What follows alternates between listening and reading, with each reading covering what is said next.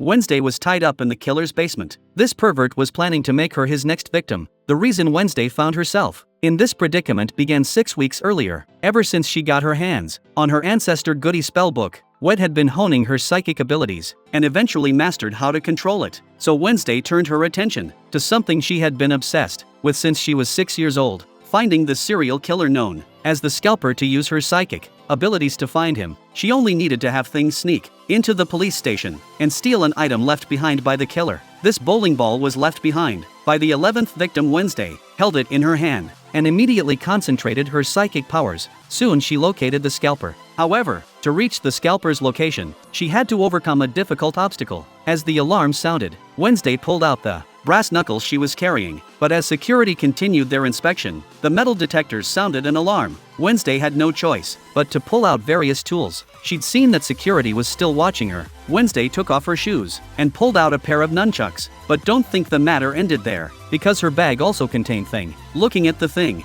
that had been pulled out, Wednesday life that she was going to a preservation conference and that it was just a fake hand. But what she didn't expect was that the real issue wasn't that at all. The security officer pulled out a bottle of sunscreen from her bag. It was clearly over 100 milliliters, meaning she was absolutely not allowed to carry it. After scolding thing, Wednesday stuffed it back into her bag and successfully arrived at the town where Scalper was located. But just as she tried to subdue him, her psychic abilities hindered her actions. When she woke up again, Wednesday was tied up in the basement with strange toys scattered around the dining table. Scalper pushed his tools over to her side and then took out a doll similar to Wednesday. It turned out that before each murder, Scalper would make a doll identical to the victim, but what he never dreamed of was that this time he had gotten himself into big trouble. As soon as he finished speaking, the doll turned its head and opened its eyes. Immediately, Thing pounced forward, watching the pervert being knocked down, grabbed his vital points under Scalper's terrified gaze. Thing jumped onto his head again